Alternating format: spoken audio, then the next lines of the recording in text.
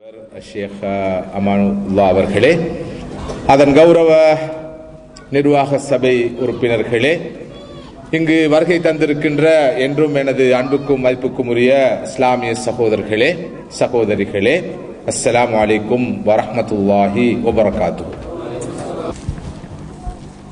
அன்புக்குரிய சகோதரர்களே, மதிப்புக்குரிய பெரியோர்களே, இப்படியான குடும்ப ஒன்று கூடல் நிகழ்வுகளின் முக்கியத்துவத்தை நானும் நீங்களும் அதிகம் வலியுறுத்த வேண்டிய ஒரு காலத்திலே இருக்கின்றோம் என்று சொன்னால் அது மிகையாகாது என்று நம்புகின்றேன். ஏனென்றால் குடும்பம் என்ற நிறுவனம், ஃபேமிலி யூனிட், மிக பயங்கரமாக அச்சுறுத்தப்பட்டு கொண்டிருக்கிற ஒரு யுகத்திலே, காலத்திலே நாம் வாழ்ந்து கொண்டிருக்கிறோம். குடும்பம் என்ற நிறுவனம் சிதறி சின்னா பின்னப்பட்டு போய்விடும். கிட்டிய ஒரு எதிர்காலத்திலே குடும்பம் என்ற அமைப்பே முற்றாக விலாசம் இல்லாமல் அழிந்துவிடும் என்ற ஒரு ஆபத்து மிக தெளிவாக, அதற்கான அறிகுறிகள் மிக தெளிவாக தெரிகின்ற ஒரு கவலைக்குரிய காலத்திலே வாழ்ந்து கொண்டிருக்கிறோம். 1950 ஆண்டு வரைக்கும் தான் இந்த ஹஸ்பண்ட் வைஃப் என்ற அந்த உறவு, 2000 ஆண்டை தொடர்ந்து இனி ஹஸ்பண்ட் வைஃப் என்ற ஒரு உறவு கிடையாது. இருப்பதெல்லாம் life partners, people who live together and love each other. இவர்கள் தான் குடும்பம். அது ஆணும் பெண்ணுமாக இருக்கலாம், ஆணும் ஆணுமாக இருக்கலாம், பெண்ணும் பெண்ணுமாகவும் இருக்கலாம். இதுதான் சேர்ந்து வாழ்வதற்கான அல்லது கப்பல், தம்பதி என்பதற்கான வரிவிலக்கணமாக மாறி இருக்கிறது. உங்களுடைய முகத்திலே ஒரு புன்முறுவல் தவழ்வதை நான் பார்க்கிறேன். நான் எதனையும் மிகைப்படுத்தி சொல்லவில்லை, இது ஒரு எக்ஸஜரேஷன் அல்ல. மிக சர்வசாதாரணமாக இந்த நிலையை நோக்கி உலகம் வேகமாக நடந்து கொண்டிருக்கிறது, மிக வேகமாக போய்கொண்டிருக்கிறது. எல்லோரும் கிட்டிய எதிர்காலத்திலே இதை ஒரு எக்செப்டட் நோமாக ஏற்றுக்கொள்கிற பயங்கரமான நிலை தோன்றுவதற்கான அடையாளங்கள், அறிகுறிகள் தென்படுகின்றன. அப்படிப்பட்ட ஒரு காலத்தில் தான் குடும்பம் என்ற இந்த நிறுவனம் எந்த அளவு தூரம் பேணி பாதுகாக்கப்படுவது இன்றியமையாத ஒரு தேவை. மனித இனத்தின் இருப்புக்கு இது தேவை. இல்லாத இடத்திலே மனித இனமே அழிந்துவிடும். சில ஆண்டுகளுக்கு முன்னால் இந்த நாட்டிலே மருத்துவராக, டாக்டராக வேலை பார்த்த ஒரு சகோதரர் சொன்னார், அவர் பணிபுரியும் மருத்துவமனையிலே, ஆஸ்பத்திரியிலே, அந்த மெட்டர்னிட்டி வார்டு என்று சொல்வார்களே, குழந்தை பேறு, அதற்குரிய அந்த வார்டுக்கு அவர் சும்மா போய் பார்த்திருக்கிறார். அவர் சிறுவர் நல மருத்துவ நிபுணர், பீடியாட்ரிஷியன். போய் பார்த்த போது அவருக்கு அறிய வந்த தகவல் அதிர்ச்சியானது. அங்கு மிஸ்மார் அல்ல, பெரும்பாலான மிஸ்மார் தான் குழந்தைகளோடு இருந்தார்கள். இதுதான் இன்றைய உலகின் நிலை, இன்றைய உலகின் நாகரீகம். ஜெண்டர் பெர்ஸ்பெக்டிவ் என்ற ஒரு கோட்பாட்டை முன்வைத்திருக்கிறார்கள். அந்த வகையிலே இந்த ஆண் பெண் என்ற பாகுபாடு எல்லாம் பார்க்கப்படக்கூடாது. எல்லோருக்கும் சம வாய்ப்பு, சம சந்தர்ப்பம், சமத்துவம் என்ற வகையில் வழங்கப்பட வேண்டும். இதன் விளைவு என்னவென்றால் குடும்பம் என்ற நிறுவனம் ஆட்டம் கண்டு வருகிறது. இந்த அடுத்த தலைமுறை குடும்பம் என்ற நிறுவனத்தை இழந்த ஒரு தலைமுறையாக மாறப்போகிறது. இனி என்ன, அதில் என்ன பிரச்சனை என்று சிலர் சிந்திக்கலாம். குறிப்பாக இந்த இளம் தலைமுறையினர் அப்படி சிந்திக்கலாம். குடும்பம் என்ற நிறுவனம் இல்லாத இடத்திலே மதர்ஹுட் இருக்காது, ஃபாதர்ஹுட் இருக்காது, சிஸ்டர்ஹுட் இருக்காது, பிரதர்ஹுட் இருக்காது, இந்த உறவுகள் எதுவும் இருக்காது, இந்த பந்தங்கள் எதுவும் இருக்காது. அதன் விளைவு எதுவாக இருக்கும்? ஒரு பக்கம் இப்போது பார்க்கிறோம், இன்றைய இந்த மேற்குலக நாடுகள் எதிர்நோக்கி இருக்கிற ஆகப்பெரிய கிரைசிஸ், மிகப்பெரிய கிரைசிஸ் பொலிட்டிக்கல் ப்ராப்ளம்ஸ் அல்ல, குளோபல் எகனாமிக் கிரைசிஸ் அல்ல, என்வாயன்மெண்டல் ப்ராப்ளம்ஸ் அல்ல, ஹெல்த் ப்ராப்ளம்ஸ் அல்ல. இன்றைய உலகம் எதிர்நோக்கி இருக்கிற அடிப்படையான பிரச்சனை இந்த மோரல் கிரைசிஸ். இந்த எல்லா பிரச்சனைக்கும் பின்னால் இருக்கிற பிரச்சனை இந்த பண்பாட்டு பிரச்சனை, இந்த ஒழுக்க வீழ்ச்சி. அதன் விளைவுதான் மேற்குலக நாடுகள் பொதுவாகவும் உலக நாடுகள் குறிப்பாகவும் உலக நாடுகள் பொதுவாகவும் எதிர்நோக்குகின்ற ஒரு பிரச்சனை தான் சிங்கிள் பேரண்ட்ஸ் ப்ராப்ளம். ஒவ்வொரு நாட்டிலும், குறிப்பாக இந்த பிராந்தியத்தில் இருக்கிற ஒவ்வொரு நாட்டிலும் 30%, 40%, 50 விழுக்காடு, 55 வரை இது செல்கிறது சிங்கிள் பேரண்ட்ஸ். இந்த நாகரீகம் நமக்கு தந்த மிகப்பெரிய பரிசுகளில் ஒன்று. நிறைய பரிசுகளை இந்த நாகரீகம் தந்திருக்கிறது. நாங்கள் எல்லோரும் ஆசையோடு ஆர்வத்தோடு அணைக்கின்ற அரவணைக்கிற இந்த நாகரீகம் நிறைய பரிசுகளை தந்திருக்கிறது. அந்த பரிசுகள் ஒன்றுதான் சிங்கிள் பேரண்ட்ஸ். நிறைய குழந்தைகளுக்கு வாப்பா மாதிரி இல்ல, தந்த மாதிரி இல்ல, அதுவும் ஒரு ஃபேஷன். பர்த் சர்டிபிகேட்ல ஃபாதர் என்ற இடத்துல டேஷ் போடப்பட்டு இருக்கும். சில போது இந்த இலசுகளுக்கு அந்த ஆசையும் வரும், ஏன் பர்த் சர்டிபிகேட்ல மட்டும் ஃபாதர் என்ற இடத்துல ஃபில் பண்ணப்பட்டிருக்கிறது, இந்த டேஷ் வந்தா தானே பெருமையா சொல்லலாம், நான் இந்த மிலேனிய பாய் என்று. லா ஹவ்ல வலா குவத்த இல்லா பில்லாஹ். இதான் இன்றைய நிலைமை. சில ஆண்டுகளுக்கு முன்னால் ஒரு ஃபாதர் இல்லாத ஒரு குழந்தையை பொறுத்தவரையிலே அதனுடைய அந்த பிறப்பு அத்தாட்சி பத்திரத்திலே ஃபாதர் என்ற இடத்தில் யாருடைய பெயரை போடுவது என்பது சம்பந்தமான ஒரு ஆய்வு நடந்தது, ஒரு செமினார். அந்த செமினாருடைய முடிவு என்ன தெரியுமா? ஒரு குழந்தைக்கு ஃபாதர் இல்லை என்றால் அந்த குழந்தையின் தாயிடம் கேட்க வேண்டும் யாருடைய பெயரை அந்த இடத்தில் போடுவது என்று.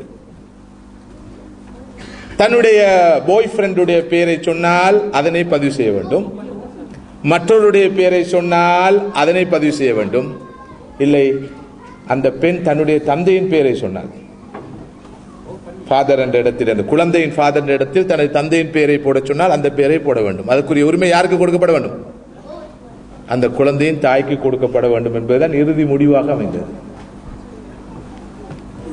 குடும்பம் என்ற நிறுவனம் எவ்வாறு மிக பயங்கரமான அச்சுறுத்தல்களுக்கு முகம் கொடுத்து வருகிறது என்பதை பார்க்கிறோம். டிவோர்ஸ் ரேட் பயங்கரமாக நாளுக்கு நாள் ஏறி வருகிறது. நீங்கள் நினைக்கலாம் இதெல்லாம் இந்த அடுத்த சமுதாயத்தின் மத்தியிலே இருக்கிற ஒரு பிரச்சனை என்று. இந்த முஸ்லிம் சமூகத்தோடு இரண்டரை கலந்து வாழ்பவர்கள் என்ற வகையிலே இந்த முஸ்லிம் சமூகத்துக்குள்ளும் இந்த நிலை எவ்வளவு வேகமாக அதிகரித்து வருகிறது என்பதை மிக கவலையோடு நாம் கண்டு வருகிறோம். எடுத்ததற்கெல்லாம் விவாகரத்து. பலருக்கு ஏன் விவாகரத்து செய்கிறோம் என்பது கூட தெரியாது. அது ஒரு ஃபேஷன், டிவோர்ஸ் பண்றது. ஒரு காலம் இருந்தது, ஆண்கள் தான் அதிகமாக பெண்களை விவாகரத்து செய்தார்கள். இப்போதெல்லாம் அப்படி அல்ல. நியாயமான கணிசமான தொகை பெண்கள் அவர்களே முன்வந்து ஆண்களை விவாகரத்து செய்கிற நிலைமை உருவாகி இருக்கிறது. தலாக்குடைய வகைகளை பற்றி ஆண்களை விட பெண்கள் நிறைய தெரிந்து வைத்திருக்கிறார்கள். ஹுல் அமைப்பில் விவாகரத்து பெறுவோமா, ஃபஸ்க் அமைப்பில் விவாகரத்து பெறுவோமா, எந்த அமைப்பில் பெற வேண்டும், அதற்கு அவர்களுக்கு தேவையான வழிகாட்டல்களை வழங்குவதற்கு ஃபெமினிஸ்டுகள் உருவாகி இருக்கிறார்கள். மதிப்புக்குரிய சகோதரர்களே, சகோதரிகளே, இப்படிப்பட்ட இந்த குடும்பம் என்ற நிறுவனத்துக்கு பல சவால்கள் விடுக்கப்படுகிற ஒரு காலத்திலே இந்த குடும்பம் என்ற நிறுவனத்தை எப்படி தொடர்ந்து பாதுகாப்பது என்ற அறைகோலுக்கு முகம் கொடுத்திருக்கிற ஒரு காலத்தில் தான் இந்த குடும்ப நிறுவனத்தின் முக்கியத்துவத்தை பற்றி சில கருத்துக்களை உங்களோடு பகிர்ந்து கொள்ளுமாறு நான் வேண்டப்பட்டிருக்கிறேன். இஸ்லாத்தை பொறுத்தவரையிலே இஸ்லாத்துடைய இலக்குகள் 3. ஒன்று, இஸ்லாமிய அடிப்படையிலான தனி மனிதர்களை உருவாக்குவது. இரண்டாவது, அந்த தனி மனிதர்களை கொண்ட குடும்பங்களை உருவாக்குவது. மூன்றாவது, அந்த குடும்பங்களை இணைத்த ஒரு சமுதாயத்தை கட்டியெழுப்புவது. இஸ்லாம் என்பது வெறும் தனி மனிதர்களை மாத்திரம் உருவாக்க வந்த மார்க்கம் அல்ல. அது ஃபேமிலி ஓரியன்டட் ரிலிஜன். அது ஒரு கம்யூனிட்டி ரிலிஜன். பொதுவாக ரிலிஜன் என்றால் தனி மனிதனுக்கும் கடவுளுக்கும் இடையில் உள்ள தொடர்பை பற்றி மாத்திரம்தான் ரிலிஜன் பேசும். அதுதான் மதம். ஆனால் அப்படியாக இருந்தால் இஸ்லாம் மதம் அல்ல. 2 அடைமொழிகளை சேர்த்துக் கொள்ள வேண்டும். இஸ்லாம் குடும்ப மார்க்கம், இஸ்லாம் சமூக மார்க்கம். ஒரு சமூகம் கூட்டாக இருந்து பின்பற்றுகிற மார்க்கம். எனவேதான் தொழ வேண்டும், சமூகமாக தொழ வேண்டும். எல்லாம் சமூகமாக கூட்டாக சேர்ந்து ஒரு இமாமுக்கு பின்னால், ஒரு அமீருக்கு பின்னால், ஒரு தலைமைத்துவத்திற்கு பின்னால் தான் எந்த கடமையும் நிறைவேற்றப்பட வேண்டும். தனிப்பட்ட முறையில் பிரிந்து நிற்கக்கூடாது. உலகிலே பிரிந்து வாழ்பவர் நரகிலும் தனியாக தள்ளப்படுவார் என்று எச்சரிக்கிறார்கள் ரசூலுல்லாஹி ஸல்லல்லாஹு அலைஹி வஸல்லம் அவர்கள். இஸ்லாத்துடைய இலக்குகளில் ஒன்று குடும்பம். இந்த குடும்பம் என்ற நிறுவனத்தை பாதுகாப்பதற்கு எத்தனை விதிமுறைகளை, வழிமுறைகளை, நெறிமுறைகளை, சட்டதிட்டங்களை இந்த மார்க்கம் வகுத்திருக்கிறது என்பதை பார்க்க வேண்டும். ஃபேமிலி லா என்பது இஸ்லாத்துடைய தனியான ஒரு துறை. மேரேஜ், டிவோர்ஸ், இன்ஹெரிட்டன்ஸ் உட்பட இஸ்லாத்துடைய குடும்ப வாழ்வு சம்பந்தமான சட்ட திட்டங்கள் என்பவை ஒரு பெரிய பொக்கிஷம். உலகிலே குடும்ப வாழ்க்கையை பற்றி இஸ்லாம் பேசுவது போல மற்றொரு மார்க்கம், மற்றொரு மதம் பேசுவதை நீங்கள் பார்க்க முடியாது. அந்த அளவுக்கு குடும்ப வாழ்க்கைக்கு இஸ்லாம் முக்கியத்துவம் கொடுக்கிறது. ஏன் தெரியுமா? நல்ல குடும்பம் இருக்கும் இடத்தில் தான் நல்ல தனி மனிதர்கள் உருவாகுவார்கள். நல்ல குடும்பம் இருக்கும் இடத்தில் தான் ஒரு நல்ல சமுதாயம் உருவாகும். சீரிய குடும்பம் இல்லாத இடத்தில் சீரிய தனி மனிதர்கள் உருவாக மாட்டார்கள். சீரிய குடும்பங்கள் இல்லாத இடத்தில் ஒரு சீரிய சமுதாயம் உருவாக முடியாது. எனவேதான் குடும்பத்தை மைக்ரோ சொசைட்டி என்று சொல்வார்கள். குடும்பம் என்பது ஒரு சிறிய சமூகம். அந்த சிறிய சமூகம் சீராக இருந்தால்தான் பெரிய சமூகம் சீராக இருக்கும். அதனுடைய அங்கத்தவர்கள் சீராக இருப்பார்கள். எனவே மதிப்புக்குரிய சகோதரர்களே, சகோதரிகளே, எமது முழு கவனமும் இந்த குடும்பத்தை பேணி பாதுகாப்பதில், குடும்பத்துக்குரிய ஒழுக்கங்களை, வரையறைகளை, ஆதாபுகளை, அஹ்லாக்குகளை, பண்பாடுகளை, விழுமியங்களை பேணி பாதுகாப்பதிலே எமது முழுமையான கவனம் குவிக்கப்படுவது இன்றியமையாது. குடும்ப வாழ்க்கைக்கு நுழைவாயிலாக இருப்பது திருமணம், நிக்காஹ். நிக்காஹ் என்ற ஒழுங்கு இப்போது அப்படியே படிப்படியாக உலகத்தில் குறைந்து வருகிறது. ஏனென்றால் கடைசியாகத்தான் நிக்காஹ் செய்து கொள்வது. அதற்கு முன்னால் லிவிங் டுகெதர், ஒன்றாக வாழ்வது, இணைந்து வாழ்வது. முதலாவது வீட்டை விட்டு வெளியேறுவது, லீவ் யுவர் நெஸ்ட். 17, 18, 19 வயதானால் கூட்டை விட்டு பறந்து விட வேண்டும். சிறகு முளைத்து விட்டது, வீட்டை விட்டு போயிடும். அதுக்கு பிறகு அவர் இவரை பிடித்துக் கொள்வார். கொஞ்ச நாள் லிவிங் டுகெதர். ஒரு காலத்தில் அவர்களுக்கு ஒரு ஞானம் பிறந்து சில போது அவர்கள் திருமண பந்தத்திலே இணைந்து கொள்வார்கள். சில போது இறுதி வரை திருமணம் முடித்துக் கொள்ளாமல் அப்படியே வாழ்பவர்கள் ஏராளமாக இருக்கிறார்கள். இதுவும் இந்த நாகரிகத்துடைய ஒரு வெளிப்பாடு. ஆனால் இஸ்லாம் இந்த குடும்பம் என்ற இந்த மிக முக்கியமான நிறுவனத்தை, மனித சமுதாயத்தின் இருப்பை தீர்மானிக்கிற இந்த அமைப்பை பேணி பாதுகாப்பதற்கு ஒரு புனிதமான ஒரு ஒழுங்கை வைத்திருக்கிறது. அதுதான் நிக்காஹ் என்ற ஒழுங்கு. இஜாப், கபூல், வலி, ஷாஹித், சாட்சிகள் வேண்டும். பெண் தரப்பிலே ஒரு பொறுப்பாளர் வேண்டும். ஈஜாப் கபூல் என்ற உடன்படிக்கை நடக்க வேண்டும். இதனை ஒரு சபை பார்க்க வேண்டும். மகர் கொடுக்கப்பட வேண்டும். இதில் ஏதாவது ஒன்று விடுபட்டால் அந்த நிக்காஹ் செல்லுபடியாகாது. செல்லுபடியாகாத போது ஜினாவாக மாறும். இவ்வளவு ஒழுங்குகளும் கனகச்சிதமாக பேணப்பட்டு குடும்பம் என்ற இந்த புனிதமான நிறுவனத்தை பேணி பாதுகாப்பதற்கூடாக மனித சமுதாயத்தின் புனிதத்துவத்தை தொடர்ந்து பாதுகாப்பதற்கான உத்தரவாதத்தை இந்த மார்க்கம் தந்திருக்கிறது. நிக்காஹுடைய நோக்கங்கள் என்ன? திருமணத்துடைய நோக்கங்கள்.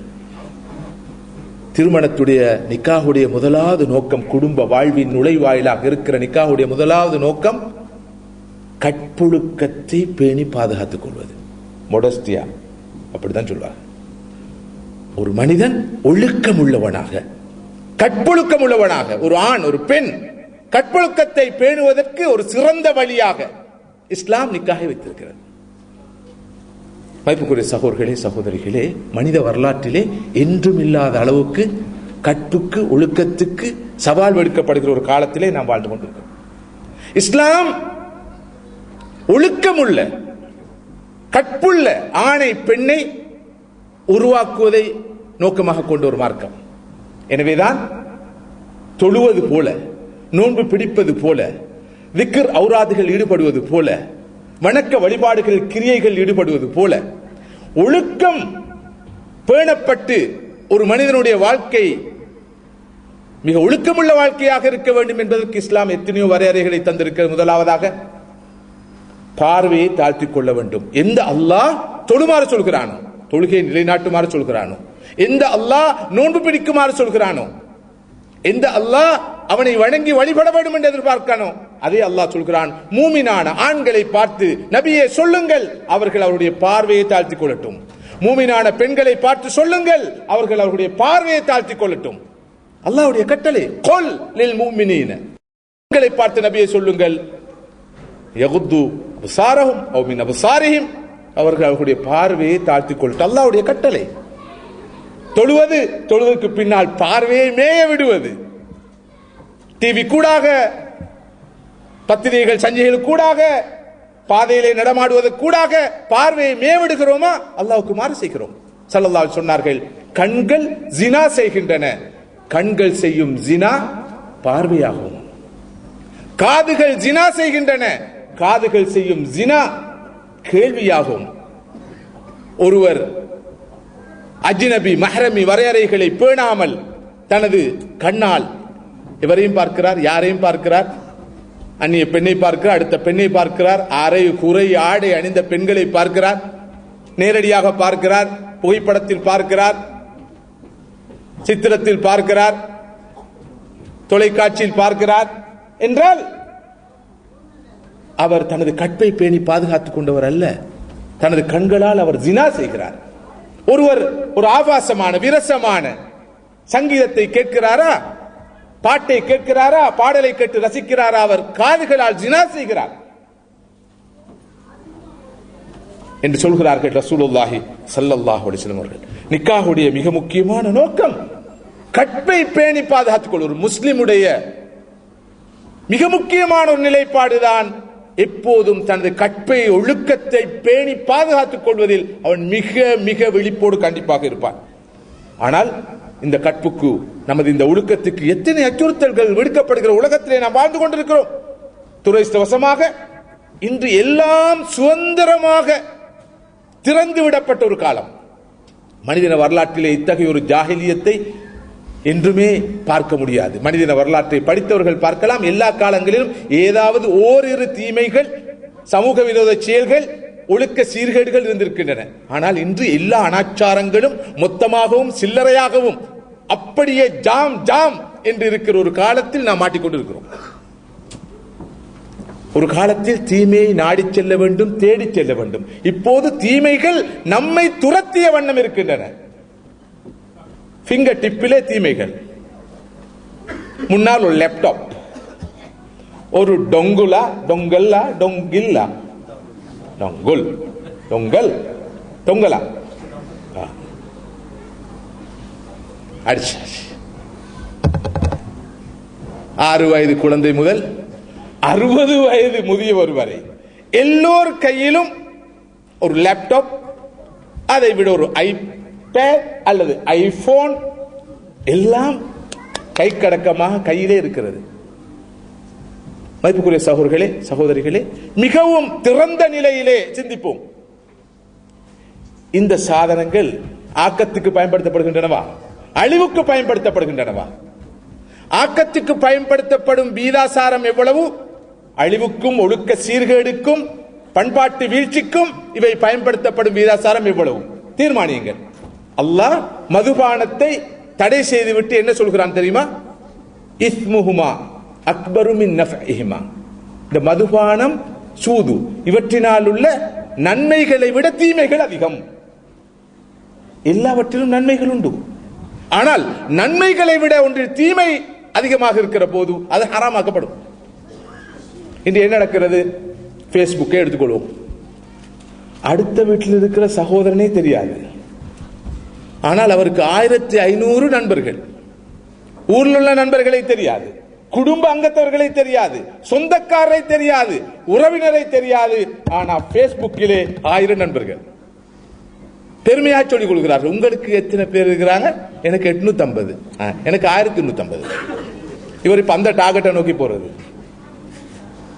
பரிமாறிக்கொள்ளும் தகவல்கள், பரிமாறிக்கொள்ளும் இன்ஃபர்மேஷன்ஸ் எவை? இதில் கவலையான விஷயம், நமது பெண்களும் பலியாக இருக்கிறார்கள், பெண் பிள்ளைகள் பலியாக இருக்கிறார்கள். எப்படி என்றால், இதனுடைய பாரதூரத்தை விளங்கிக் கொள்ளாமல் ஏதோ குடும்ப அங்கத்தோர் மத்தியிலும் அறிந்தவர்கள் அறிமுகமானவர் மத்தியிலும் தான் அனைத்து தகவல்களையும் பகிர்ந்து கொள்கிறோம் என்ற நோக்கத்தோடு தங்களுடைய போட்டோக்களை, புகைப்படங்களை எல்லாம் இதிலே அப்லோட் பண்ணி விடுகிறார்கள். அங்கே ஒருவர் வருகிறார், வந்தவர் ஒரு நண்பரை பார்க்கிறார், அவருடைய நண்பர், நண்பரின் நண்பரின் நண்பர், சூப்பின் சூப்பின் சூப்பின் சூப்பு, எல்லா தகவல்களும் கையில் போகிறது. சூப்பின் சூப்பின் சூப்பு ஒரு கதை இருக்கிறது, முல்லா நசுருதீனுடைய கதை, தெரிந்தவர்களுக்கு தெரியும், சூப்பின் சூப்பின் கதை. இப்போது இவர் எப்படி உங்களோட கூட்டாளி? இவரா? ஏண்ட கூட்டாளி ஒரு இருக்கிறார், அவருக்கு ஒரு கூட்டாளி இருக்கிறார், அவருக்கு 3வது ஒரு கூட்டாளி இருக்கிறார்,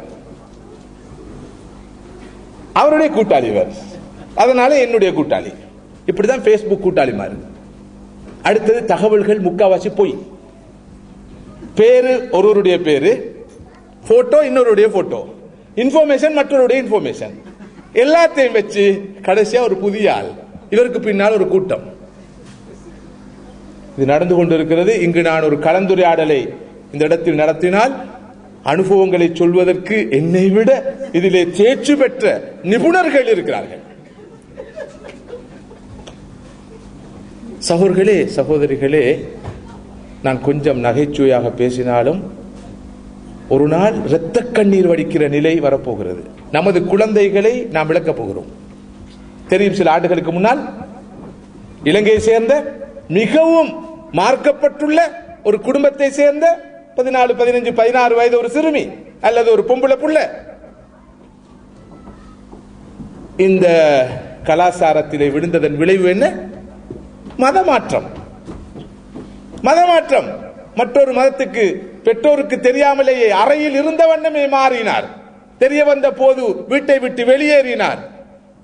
பெற்றோர் கவலைப்பட்டு பழமை போல இலங்கை பாணியிலே கொஞ்சம் பயமுறுத்திய போது வழக்கு தொடர்ந்தார்.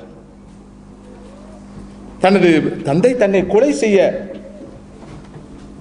போவதாக அச்சுறுத்துவதாக வழக்கு தொடர்ந்தார். உலகத்தில் அது பெரிய விவகாரமாக பேசப்பட்டதை நீங்கள் அறிவீர்கள். எதன் விளைவு? இதன் விளைவு நமது இளைஞர்கள் வெள்ளிக்கிழமை அழகா ஒரு தொப்பியை போட்டு முன்னால வந்து இருந்துருவானோ, இப்ப தொப்பி இல்லாமலே முன்னால வந்து இருக்கிறாங்க, அது வேற விஷயம். நல்ல பிள்ளைகள் ஜும்மா தொழுவார்கள், நோன்பு பிடிப்பார்கள். ஆனால் பள்ளிவாசல்ல கூட சந்தர்ப்பம் கிடைச்சா எடுத்துருவானோ அந்த ஐபோனை எடுத்துட்டு கிட்டு கிட்டு கிட்டு கிட்டு கிட்டு கிட்டு லா ஹவுல வலா குவத்த. உலகத்தையே நிர்வகிப்பவர்களை போலதான் அவங்க பிஸி. என்னதான் பேசுறானும் இல்ல, என்ன பார்க்கிறானும் இல்ல, என்ன அடிக்கிறானும் இல்ல, என்ன அனுப்புறானும் தெரியல. பெற்றோரும் எங்கட புள்ள இப்படித்தான் எந்த நேரமும் இந்த இதோட தான் இருப்பார், ஹைடெக்கோட தான் இருப்பாரு. கொஞ்சம் கெட்டிக்கார பையன், கொஞ்சம் விஷயம் இருக்குது. ரூமை மூடினாண்டா வெளியே வரவே மாட்டான். மற்றவங்க மாதிரி சுத்தி திரிகிறது இல்ல, அலைஞ்சு திரிகிறது இல்ல, அரட்டை அடிக்கிறது இல்ல. தான் உண்டு, தன் பாடுண்டு, தன் அறையோடு இருந்து அப்படியே படிச்சு கொண்டு இருப்பான். என்ன பண்றான்றது பெற்றோருக்கு தெரியாது, தெரிஞ்சவர்களும் கண்டுகொள்றதில்லை. இப்படித்தான் இதன் விளைவுகள் எப்படி இருக்கும்? சகோதரர்களே, நல்லவர்கள் நல்லடியார்கள் செய்த பல முன்னறிவிப்புகள் அப்படியே நடந்த வண்ணம் இருக்கின்றன. நாம் பல ஆண்டுகளுக்கு முன்னால் சில விஷயங்களை சொன்னோம், இதுவெல்லாம் நடக்கும் என்று. இப்போது சர்வ சாதாரணமாக அவை நடந்து வருகின்றன. அதை நோக்கித்தான் சமூகம் போய்கொண்டிருக்கிறது. அடுத்த தலைமுறையை பாதுகாக்கின்ற சத்தம் அப்படியா, ஹைடெக்.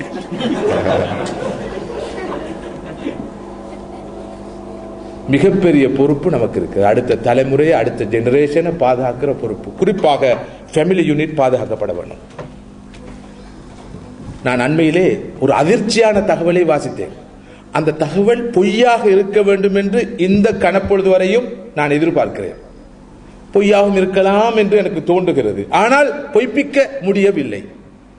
செக்ஸ் என்ற வார்த்தையை கூகுள் சர்ச்சுக்கு போய் அதிகமாக தேடியவர்கள் வாழும் நாடுகளின் பட்டியல்.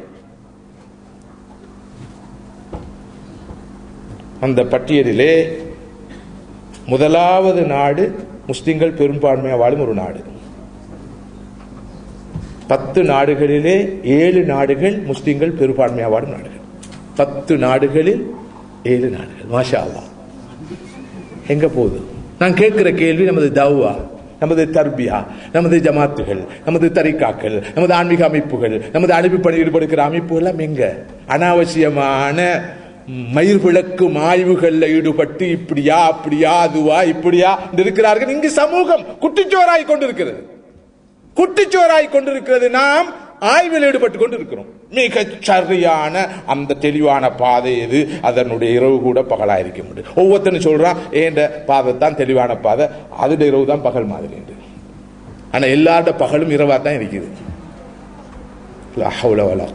இதுதான் யதார்த்தம். இந்த தகவல் உண்மையாக இருந்தால் கவலையான விஷயம், அந்த தகவலை வெளியிட்ட நாடும் ஒரு முஸ்லிம் பெரும்பான்மை நாடு. எனவே நம்பாமல் இருக்க முடியவில்லை. இதனை நான் சில சகோதரோடு பகிர்ந்து கொண்ட போது, இது ஒரு சதியாக இருக்கலாம் சொன்னார். ஒரு சதியாக இருக்கலாம் என்று. சதியோ விதியோ அல்லது நமது மதியில் இருக்கிற கோளாறோ குழப்பமோ எனக்கு தெரியவில்லை. ஆனால் பார்க்கிற பார்வைக்கு நமது பிள்ளைகள் முடிக்கிற மொழி எனக்கு பிடிக்கல. அதன் காரணத்தினால் இது ஒரு உண்மையான தகவலாக இருக்குமோ என்று நினைக்க தோன்றுகிறது. நமக்கு முன்னாடி இருக்கிற சவாலை பாருங்கள். முதலாவது அடுத்த தலைமுறையை இந்த பண்பாட்டு வீழ்ச்சியிலிருந்து, ஒழுக்க வீழ்ச்சியிலிருந்து காப்பாற்ற வேண்டும். இது எல்லோருக்கும் முன்னாடி இருக்கிற டாப் பிரியாரிட்டி. அதுக்கு பிறகுதான் மற்ற விஷயங்கள். இவன் முதலாவது வாழ வேண்டுமே, இவன் இருக்க வேண்டுமே, அதற்கு பிறகுதானே அகீதா, ஷரியா, அக்லாக், முஆமலாத், இபாதாத், எல்லா விஷயங்களும்.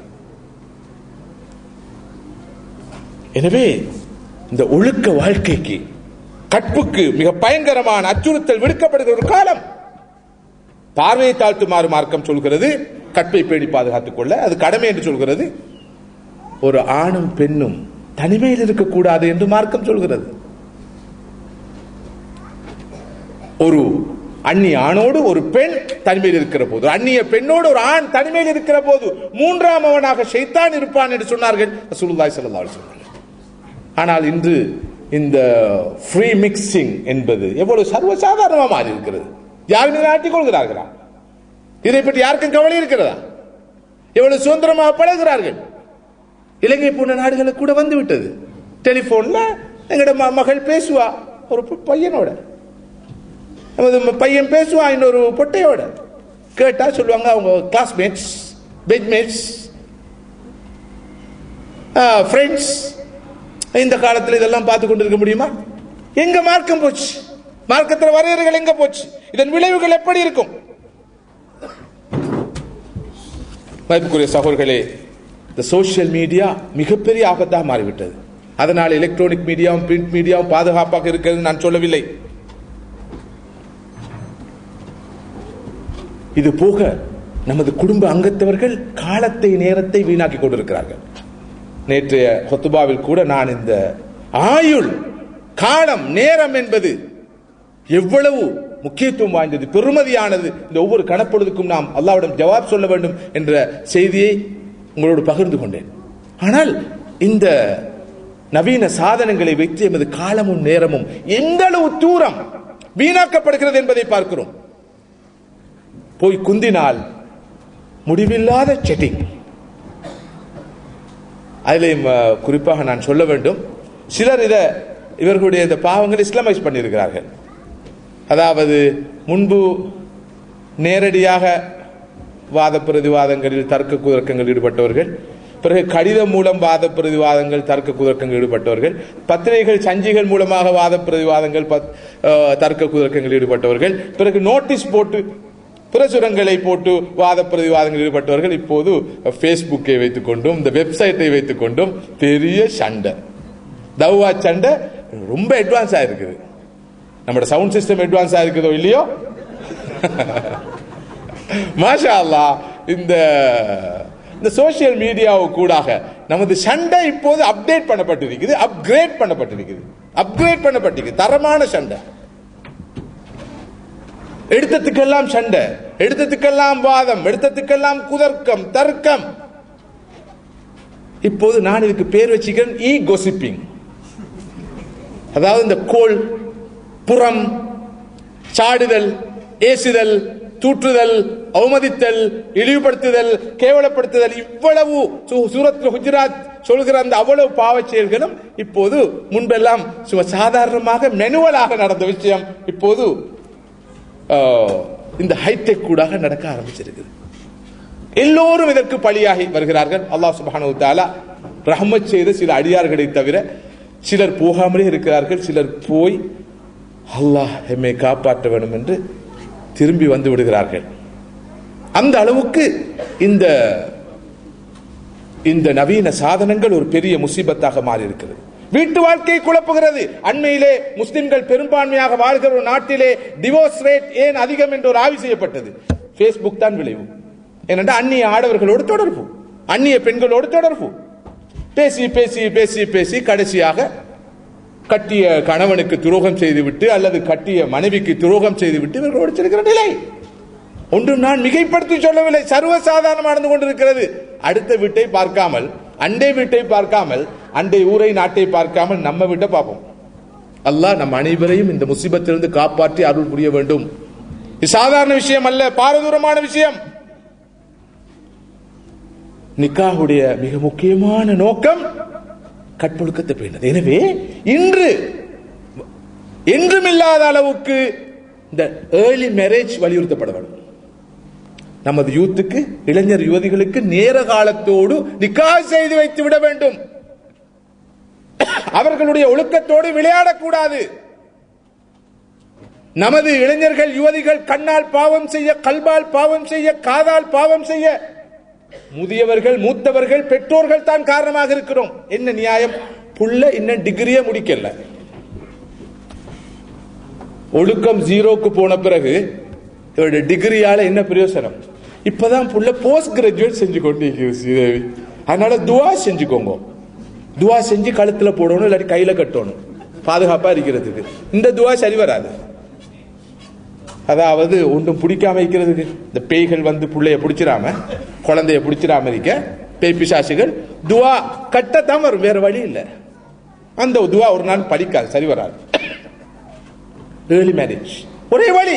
யா மஅஷர ஷபாப் மன் இஸ்ததாஅ மின்குமுல் பாஅத ஃபல்யதஸவ்வஜ். இளைஞர்களே, யுவதிகளே, யாருக்கு நிக்காஹ் முடிக்கக்கூடிய சக்தி இருக்கிறதோ முடிக்கட்டும். ஃபஇன்னஹு அகது லில் பஸர், பார்வையை தாழ்த்திக் கொள்ள அது உதவும். வ அஹ்ஸனு லில் ஃபர்ஜ், கற்பை பேணி பாதுகாத்துக் கொள்ள அது உதவும். வழியே இல்லையா, அவர் நோன்பு நோக்கட்டும், அவருடைய ஆசையை கட்டுப்படுத்துவதற்கு அது உதவும் என்று சொன்னார்கள் ரசூலுல்லாஹி ஸல்லல்லாஹு அலைஹி வஸல்லம் அவர்கள். ஆனால் முதலாவது எடுகேஷன் என்ற பேர்ல குழந்தைகளோட நிக்காக பிட் போடுறோம். அடுத்ததாக பொருளாதாரம். ஊடு இன்னும் கட்டி முடிக்கல, தங்கச்சிமார கொடுத்து முடிக்கல. ஏண்ட தங்கச்சிமார் 2 பேரும் இருக்கிறாங்க, யார் சொல்ல வாப்பா. உம்மாட தம்பிமார் 2 பேரும் இருக்கிறாங்க. நீ எப்படி கல்யாணம் முடிக்கிறது? போ, அது இங்க இருக்கப்படாது, போ லண்டனுக்கு, இல்லாட்டி ஜெர்மனுக்கு, இல்லாட்டி சுவிஸுக்கு போ. போய்த்து மொலாவை படிச்சு கொண்டே தேடு, தேடிக்கொண்டே படி. எதை தேடுவான் அவன்? காசையும் தேடுவான், அதையும் தேடுவான், அவளையும் தேடுவான், அனைத்தையும் தேடுவான். பிறகு சொல்றது, இடை மானத்தை வாங்கிட்டியேன்னு சொல்லி. மானத்தை வாங்கினது அவன் அல்ல, நீங்க தான் உங்களோட புள்ளிட மானத்தை வாங்கினாள். அவனுக்கு உரிய காலத்தில் வாழ்க்கையை அமைத்து கொடுக்காமல் அவனுடைய ஒழுக்க வாழ்க்கைக்கு நாமே அச்சுறுத்தலாக இருந்துவிட்டு போலியான கட்டுப்பாடுகளை உருவாக்கிவிட்டு அனாவசியமான நிலைமைகளை உருவாக்கிவிட்டு அவனை எப்படி குறை சொல்வது, குற்றம் சொல்வது? அவன் கண்களால் பாவம் செய்வான். நல்லா தெரியும் பேரண்ட்ஸுக்கு. என்ன எதிர்பார்க்கிறாங்கடா பேரண்ட்ஸ்? கண்ணால செய், காதாலையும் செய், கல்பாலையும் செய், எல்லாம் செய்யப்பா. ஆனா மானத்தை வாங்கிறாரு. மானத்தை வாங்கிறான் விளங்குதா உங்களுக்கு? அதாவது பாரதூரமா சமூகம் பார்த்து சிரிக்கிற வேலை செஞ்சிடாரு. அந்த அண்டர்ஸ்டாண்டிங் மாஷா அல்லாஹ், மியூச்சுவல் அண்டர்ஸ்டாண்டிங் ரொம்ப அழகா பேரண்ட்ஸுக்கு பிள்ளைகளுக்கு மேலே இருக்கிற சொல்லாட்டியும் கூட தெரியும். எல்லா கூத்தும் போடுவோம், அடே பாரதூரமான வேலை செஞ்சிடாரு. பாரதூரமான வேலை என்ன? அல்லாவுக்கு பாரதூரமோ இல்லையோ சமூகம் பார்த்து சிரிக்கிற வேலையை மட்டும் செஞ்சிடாரு. அப்படித்தான் பாக்குறதுனால ஒழுங்கா பார்த்து முடிச்சுக்கோ. உனக்கு பிஆர் கிடைக்கலையா, அப்ப பிஆர் உள்ள ஒரு ஆளை பார்த்து முடிச்சுக்கோ, புற இஸ்லாத்துக்கு எடுத்துன்னு சொல்லிக்கோ. இந்த பார்வை பிறகு தெரிந்து கொள்ளலாம். யூசுப் அலைஹிஸ்ஸலாத்து சரித்திரத்தில் பார்த்தோமே, முதலாவது யூசுஃபை கொண்டு போய் கிணற்றுல தள்ளுவோம், அதுக்கு பிறகு சாலிஹான நல்லடியார்களா மாறிடுவோம். அதுக்கு பிறகு சாலிஹான நல்லடியார்களா மாறிடுவோம். விஷயம் முடிஞ்சதுக்கு பிறகு தௌபா செஞ்சு சாலிஹான நல்லடியார்களா மாறிவிடுவோம். வரலாற்றில் எல்லா காலத்திலும் இந்த அப்ரோச் இருந்து வந்திருக்குது. நமது இளைஞர்கள், யுவதிகள் நமது கற்பை ஒடுக்கத்தை பேணி பாதுகாத்துக் கொள்வதற்கு நேர காலத்தோடு அவர்களுடைய குடும்ப வாழ்க்கையை ஆரம்பிப்பதற்கு போலியான கட்டுப்பாடுகளை நாம் உருவாக்கி கொண்டிருக்கிறோம். Education, higher education, post graduate என்ற பெயரில் நிக்காஹுக்கும் திருமணத்துக்கும் எஜுகேஷன் எந்த சம்பந்தமும் இல்லை. ஒருவர் திருமணம் முடிச்சா கூட கான்சென்ட்ரேட் பண்ணலாம், நல்லா படிக்கலாம். நிறைய பேரு படிப்பு துறையில் உயர்ந்த நிலைக்கு வந்திருக்கிறார்கள் திருமணம் முடிச்சதுக்கு பிறகு. உமர் ஷரீஃப் எந்த பிரச்சனையும் இல்லை, அவருக்கு இன்ஷா அல்லாஹ் நிக்காஹ் இருக்கு, துவா செஞ்சுக்கோங்க. இப்படி உங்களுக்கு கிடைக்குமா இலவசமா துவா வந்து? எந்த பிரச்சனையும் இல்லை. எஜுகேஷனுக்கும் நிக்காஹுக்கும் சம்பந்தம் இல்லை, நிக்காஹுக்கும் பொருளாதாரத்துக்கும் சம்பந்தம் இல்லை. அல்லாஹ் சொல்கிறான், ஃபயக்கூனு ஃபுகரா யுகனிஹுமுல்லாஹு மின் ஃபத்லி வல்லாஹு வாசிஉன் அலீம். யார் வசதி குறைந்தவர்களாக இருக்கிறார்களோ அவர்கள் திருமணம் முடித்தால் அல்லாஹ் அவர்களுக்கு வசதியை கொடுப்பான். சகோதரர்களே, சகோதரிகளே, நான் என்றும் சொல்வதுண்டு, உலகத்தில் இருக்கிற எல்லோரும் அப்துல் ரஸாக்குகள், அல்லாஹ் தான் ரஸாக். ஏனே எல்லோரும் அப்துல் ரஸாக்குகள் தான். ஆனால் நாம் ரஸாக்க மறந்துட்டு இந்த அப்துல் ரஸாக்களுக்கு பின்னால அலைகிறோம், அவர்களை ரஸாக்குன்னு நினைக்கிறோம். திருமணத்துக்கும் நிக்காஹுக்கும் பொருளாதாரத்துக்கு சம்பந்தமே கிடையாது. அல்லாஹ் தஆலா நிக்காஹ் கூடாக ஒரு மனிதனுடைய பொருளாதார நெருக்கடியை நீக்குவான், அவனுக்கு வசதியை வாய்ப்பை கொடுப்பான் அல்லாஹ் வாக்களிக்கிறான். நம்பாம இருக்க முடியுமா? ஆனா நாம எத்தனையோ வரையறைகள் இதுக்காக போட்டுக்கொண்டு இருக்கிறோம். அதுக்கு பிரதானமான காரணம் நிக்காஹ் என்பது, திருமணம் என்பது இன்றைக்கு பெண்ணாம் பெரிய விவகாரமாக மாறிவிட்டது. பேரண்ட்ஸ் உடைய கடைசி காலத்தில் திக்ர் அவுராத்தில் ஈடுபட வேண்டிய அமளிபாதத்தில் ஈடுபடுற பேரண்ட்ஸ் எல்லாம் இந்த திருமணத்தை தான் தலையில் வச்சுக்கணும். இந்த புள்ளை எப்படி கரை சேர்க்கிறது? அந்த இன்விடேஷன் கார்டு இருக்கு, கடதாசி, அதுக்கே ஒன்றுக்கு 150 ரூபா. 1000 பேரை கூப்பிடணும், அப்ப அதுக்கு எவ்வளவு போகும்? அதுல தமிழ்நாட்டில் மாஷா அல்லாஹ் அவசரத்துக்கு ஒரு ஆயுதமா கூட பாவிக்கலாம் இந்த இன்விடேஷனை. இந்த இன்விடேஷன் கார்டு இருக்குதே, அத அவசரத்துக்கு ஆயுதமா கூட பாவிக்கலாம். அப்பாடா, அவ்வளவு பெரிய இன்விடேஷன் 2-3 அடுக்கி அதை தயாரிச்சு கொடுத்து அதுல அதை பார்த்து சந்தோஷப்படுறது. மாஷா அல்லாஹ், எங்களோட புள்ளோட இன்விடேஷன் எவ்வளவு பெருசா அடிச்சுக்கிறோம்னு சொல்லி. ஆனா சகோதரர் அப்துல் ரஹீம் அப்படி செய்யலன்னு நான் நினைக்கிறேன். அவருடைய மகள நிக்காஹ் இருக்கு, துவா செஞ்சுக்கணும். மதிப்புக்குரிய சகோதரர்களே, சகோதரிகளே, இந்த ஆடம்பர மோகம், வீண் விரயம் ஒரு முக்கியமான காரணம் என்பது இந்த குடும்ப வாழ்க்கை குட்டிச்சுவரா போறதுக்கு. இந்த நிக்காஹ் என்ற பேரிலே ஒரு சுன்னத்தை ஹயாத்தாக்க எத்தனை ஹராம்கள் நடக்குது. நிக்காஹுக்கு முன்னால, நிக்காஹின் போது, நிக்காஹுக்கு பின்னால. இது முசீபத். இன்ன ஆதம நிக்காஹி பரக்கத்தன் ஐஸருஹு முஹ்னத்தன். பரக்கத்தில் கூடிய நிக்காஹ் செலவில் குறைந்த நிக்காஹ் ஆகும் என்று சொன்னார்கள் ரசூலுல்லாஹி ஸல்லல்லாஹு அலைஹி வஸல்லம் அவர்கள். இந்த ஹதீஸுடைய தரத்திலே ஒரு சுமாரான ஒரு பிரச்சனை இந்த நம்பகத்தன்மையில இருந்த போதிலும் இந்த ஹதீஸ் மேற்கோள் காட்டத்தக்கது. பரக்கத்தில் கூடிய நிக்காஹ் செலவில் குறைந்த நிக்காஹ் ஆகும். பெற்றோரை மனதில் ஆழமாக கொள்ளுங்கள். உங்களுடைய குழந்தை நல்ல முறையில் வாழ வேண்டுமா, மகன் சந்தோஷமா வாழ வேண்டுமா, நிக்காஹுடைய செலவை குறைங்க. அந்த அளவுக்கு நிக்காஹ் பரக்கத்தா இருக்கும். பெருந்தொகை காசை அள்ளி கொட்டி செய்த எத்தனையோ நிக்காஹ்களை பார்த்திருக்கிறோம். கவலையாக இருக்கிறது. பெரும்பாலும் அப்படிப்பட்ட நிக்காஹ் மனமுறிவிலே முடிந்திருக்கிறது, அல்லது அவர்கள் வாழ்ந்தாலும் மனமொப்ப வாழ்வதை காண முடியவில்லை. எவ்வளவோ பேருடைய ஏழை குமர்களுடைய கண்ணீரில் தான் இவர்கள் திருமணம் நடத்தி கொண்டிருக்கிறார்கள். ஒரு பெரிய யதார்த்தம். இலங்கை போன்ற ஒரு நாட்டிலே ஒரு நாளைக்கு சுமார் 100 குமரு பெண்கள் அல்லது 100 பெண்கள் இந்த வளைகுடா நாடுகளுக்கு வேலைக்காக போகிறார்கள். என்ன காரணம்? திருமணம் முடிக்க வேணுமா, வீடு கட்ட வேணும். திருமணம் முடிக்க வேணுமா, நகை வாங்க வேணும். திருமணம் முடிக்க வேணுமா, ஆடை வாங்க வேணும். திருமணம் முடிக்க வேணுமா, கைக்கூலி கொடுக்க வேணும். கைக்கூலி என்று யாரும் கேட்கவில்லை. அதுக்கு வேற அழகான பன்முகங்கள் உண்டு, வேறு அழகான வார்த்தைகள் உண்டு. மாப்பிள்ளை எப்படி சொல்லுவார்னு சொன்னா, மாப்பிள்ளை இப்ப கொள்கைவாதி, அவர் கைக்கூலி வாங்க மாட்டார், சீதனம் வாங்க மாட்டார், தௌரி எடுக்க மாட்டார். ஆனா நீங்க கொடுக்கறத கொடுத்துருங்க. கொழும்புல ஒரு வீடு கொடுத்தா நல்லது, வாகனம் கொடுத்தா வாகனம் சொல்ல மாட்டாரு, ஆனா கைக்கூலி வாங்க மாட்டாரு. அந்த நிக்காஹ் நடக்கிற நேரம், ரெஜிஸ்ட்ரேஷன் நடக்கிற நேரம் ரெஜிஸ்ட்ரார் கேட்பார், கைக்கூலி இல்லை. அசையும் சொத்தா ஒன்றும் இல்லை, அசையா சொத்தா எல்லாம் கிடைக்கும்.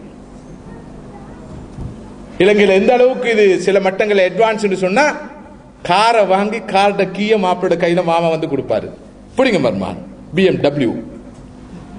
அதுக்கு பிறகு அந்த கல்யாணத்துக்கு எவ்வளவு காசு செலவழித்தார்கள் என்பதை ஒரு செய்தியாக பரப்புவார்கள். மணவரைக்கு எவ்வளவு செலவு, தைத்து முட்டிக்கு எவ்வளவு செலவு, புரியாணிக்கு எவ்வளவு செலவு, சிங்கப்பூருக்கு போயிட்டு வந்து உடுப்பு கொண்டு வந்ததுக்கு எவ்வளவு செலவு, எல்லாத்தையும் அப்படி பரப்பிடுவார்கள். அப்பதானே சந்தோஷம். 4 பேருக்கு தெரியணும் எத்தனை மில்லியன்களை செலவு செய்தார்கள் என்று. இதன் விளைவு என்ன? பரக்கத்துக்கு பதிலாக லானத். அந்த கணவனும் மனைவியும் சந்தோஷமாக வாழும் நிலை இல்லாமல் போய்விடுகிறது. மதிப்புக்குரிய சகோதரர்களே, சகோதரிகளே, நமது குடும்ப வாழ்க்கை சீரும் சிறப்புமாக அமைய வேண்டுமா? இந்த நிக்காஹ் ஒழுங்காக அமைய வேண்டும். நிக்காஹுடைய முதலாவது நோக்கம் ஒழுக்கத்தை பேணி பாதுகாத்துக் கொள்ளும். ஒவ்வொரு இளைஞனும் யுவதியும் இந்த விஷயத்தில் வெக்கப்படப்படாது. சொல்லணும் பேரண்ட்ஸ், என் ஒழுக்கத்தோட விளையாட வாணும். எனக்கு கல்யாணம் முடிச்சுட்டாங்க, எல்லா அசிங்கமான வேலை செய்யறதுக்கும் வெக்கம் இல்லை. பேஸ்புக்ல போயிட்டு அசிங்கங்களை பார்க்க, போன பார்க்க, அதுக்கெல்லாம் வெக்கம் இல்லை. எனக்கு கல்யாணம் முடிச்சுட்டாங்கன்னு சொல்றதுக்கு மட்டும் வெக்கம். எனக்கு கல்யாணத்தை முடிச்சுட்டாங்க, என் ஒழுக்கத்தோட விளையாடாதீங்க. உங்களோட சுயநலத்துக்காக என்ன நரகத்தில் கொண்டு போய் தள்ளாதீங்க. ஏன் கேட்க கூடாது? ஏன் கேட்க கூடாதுன்னு கேட்கிறேன். அப்படி கேட்க வேண்டிய காலம் தான் இப்ப வந்திருக்குது. இங்க இருக்கிற சில வாப்பமாரு கொஞ்சம் கொள்ள நடுக்கவும் வருது. அடைய இன்றைக்கு பெரிய பிரச்சனை ஏற்படுத்திட்டு போயிட்டாரு. இந்த பொடியெல்லாம் வந்து அப்ப நாளைக்கு கல்யாணம் மட்டும் பேசுறா, நல்ல மட்டும் சொல்லுவானோ தெரியாது. அல்ஹம்துலில்லாஹ்னு சொல்லுங்க, அல்ஹம்துலில்லாஹ்னு சொல்லுங்க. உங்களோட பார்வையில உங்களோட மகனுக்கு எத்தனை, அவன் சின்ன பையன், இப்பதான் 24 வயசு ஷேக், இப்படித்தான் எல்லாரும் சொல்றாங்க. இப்பதான் 24 வயசு. இப்போதான் சகோதரர் உமர் ஷரீஃபுக்கு 27 முடிஞ்சு 28 பிறந்திருக்கு. சரியா சொன்னேன் தானே? ரைட். 28 29. அல்ஹம்துலில்லாஹ், அவர் நல்ல புள்ள, சாலிஹான புள்ள, அது வேற விஷயம், அது விதிவிலக்கு. ஆனால் நமது இளைஞர்கள் பயங்கரமான இந்த ஒழுக்க பிரச்சனைக்கு முகம் கொடுத்திருப்பதற்கு பெற்றோர் காரணமாக இருக்கிறோம் என்ற உண்மையை நாம் புரிந்து கொள்ள வேண்டும். நிக்காஹுடைய இந்த குடும்ப வாழ்வின் நுழைவாயிலாக இருக்கிற நிக்காஹுடைய இரண்டாவது நோக்கம் குழந்தை பேரு. சகோதரர்களே, சகோதரிகளே, குழந்தை பேரு, குழந்தை பேரு. தஸவ்வஜுல் வதூதல் வலூத் ஃபஇன்னி முகாதிரும் பிக்குமுல் உம்மம யௌமல் கியாமா. அன்பு உள்ள அதிக குழந்தைகளை பெற்றெடுக்கிற பெண்களை தெரிவு செய்து நிக்கா செய்து கொள்ளுங்கள், மறுமையிலே உங்களுடைய தொகையை காண்பித்து நான் பெருமைப்படுவேன் என்று சொன்னார்கள் ஸல்லல்லாஹு அலைஹி வஸல்லம் அவர்கள். இது நிக்கா முடிப்பதற்கு முன்னாலே உடன்பாடு 3 வருஷத்துக்கு புள்ள பெறதில்லை, 3 வருஷத்துக்கு குழந்தை பெறதில்லை. என்னண்டா அதுக்கான நியாயங்கள், கொஞ்சம் சுதந்திரமா இருக்கணும், லைஃபை என்ஜாய் பண்ணணும், பயணம் போகணும் அப்படி சொல்லி. அதனால நிலையாகவே குழந்தை பேற்றை இழந்தவர்களும் இருக்கிறார்கள் இந்த அறப்படித்த வேலையில் செய்ய போய். குழந்தை பேர் என்பது நிக்காவுடைய முக்கியமான நோக்கம். குழந்தைகளை பெற்றெடுக்கிற பெண்களை தெரிவு செய்து நிக்காஹ் செய்யுமாறு ஸல்லல்லாஹு அலைஹி வஸல்லம் அவர்கள் வழிகாட்டுகிறார்கள். தனக்கஹு தவாலது தகாஸரு, திருமணம் முடித்து குழந்தைகளை பெற்று உம்மத்தை பெருக்குங்க. நாம உலகத்தில் இந்த சனத்தொகை கட்டுப்படுத்துற வேலையெல்லாம் செய்ய தேவையில்லை. அல்லாஹ்வுக்கு தெரியும் எப்படி சனத்தொகை கட்டுப்படுத்தணும். எல்லோரும் சொல்றார்கள் உலகத்தில் இன்னைக்கு இருக்கிற மிக முக்கியமான பிரச்சனை இந்த சனத்தொகை பிரச்சனை. உலகத்தில் 7 கோடி மக்கள் வாழ்றதாலதான் இந்த பொருளாதார பிரச்சனை, இந்த வறுமை பிரச்சனை. 125 கோடி மக்கள் வறுமை கோட்டின் கீழ் வாழ்கிறார்கள். 100 மில்லியன் குழந்தைகள் பாதையிலே இருக்கிறார்கள். ஒவ்வொரு நாள் 35,000 குழந்தைகள் போசாக்கின்மையால் பசிபட்டினியால் மரணமடைகிறார்கள். இதற்கு காரணம் என்னென்றால் இந்த 3ஆம் உலக நாடுகளிலே கண்டு நின்ற மாதிரி குழந்தைகளை பெற்று போடுகிறார்கள். அது நிச்சயமா காரணம் அல்ல, நிச்சயமாக காரணமே அல்ல. இது போலியான காரணம். 1ஆம் உலக நாடுகள்ல குழந்தை பெற்றா பரிசு கிஃப்ட், 3ஆம் உலக நாடுகள்ல குழந்தை பெறாட்டி கிஃப்ட். எப்படி இங்க குழந்தை பெற அளவுக்கு வாசி, அங்க பெற அளவுக்கு அவாசி. ஸ்ரீலங்கா பாஷையில வாசிக்கு எதிர்ச்சொல் அவாசி. வாசின்னா தெரியுமா? வாசி என்று சொன்னா லாபம், லாபம். அங்க பெற அளவுக்கு நஷ்டம். உண்மையில் சனத்தொகைக்கும் உலக பொருளாதார பிரச்சனைக்கும் எந்த சம்பந்தமும் இல்லை. பொருளியல நானும் ஒரு பாடமா எக்கனாமிக்ஸ் எடுத்த ஒரு ஆள், கொஞ்சம் அது சம்பந்தமா 4 அறிவு இருக்குது. நான் மிகவும் பொறுப்புணர்ச்சியோடு சொல்றேன். சனத்தொகை பிரச்சனைக்கும் பொருளாதார பிரச்சனைக்கும் சம்பந்தம் கிடையாது. அதுவல்ல பொருளாதார பிரச்சனை காரணம் சுரண்டல். பொருளாதார பிரச்சனை காரணம் உலகுடைய செல்வத்தின் பெரும்பாலான பகுதியை சில நாடுகள் அல்ல, சில கம்பெனிகள் கையில் வைத்துக் கொண்டிருக்கின்றன. சில மல்டிநேஷனல் கம்பெனிஸ், சில மல்டிநேஷனல் கம்பெனிஸோட கையில தான் உலகத்தில் பொருளாதாரம் இருக்குது. அதுக்கு பிறகுதான் நாடுகளோட கையில, அதுக்கு பிறகுதான் அப்படி அப்படி அப்படி போகுது. இது பெரிய யதார்த்தம், ரியாலிட்டி. அதனாலதான் உலகத்தில் இந்த பொருளாதார ஏற்றத்தாழ்வு, அதுதான் மிக முக்கியமான காரணம். எனவே நிக்காஹுடைய நோக்கம் குழந்தை பேரு. ஆரம்பத்திலே எனக்கு சாலியான குழந்தைகள் கிடைக்க வேண்டும் என்று துவா செய்து கொண்டுதான் குடும்ப வாழ்க்கையை ஆரம்பிக்கணும். இது அப்படி அல்ல, குழந்தை கிடைக்க கூடாது என்ற நியத்தோட தான் குடும்ப வாழ்க்கையை ஆரம்பிக்கிறது. இஸ்லாமிய குடும்பத்தில் இந்த பார்வை இருக்க வேண்டும். அடுத்ததாக குடும்ப வாழ்க்கையுடைய நிக்காஹுடைய மிக முக்கியமான நோக்கம் நான் ஏற்கனவே சொன்ன இந்த உறவுகள். நமது வாழ்க்கையில் இருக்கிற சந்தோஷம் என்னவென்றால் இந்த உறவுகள் தான், இந்த ரிலேஷன்ஷிப்.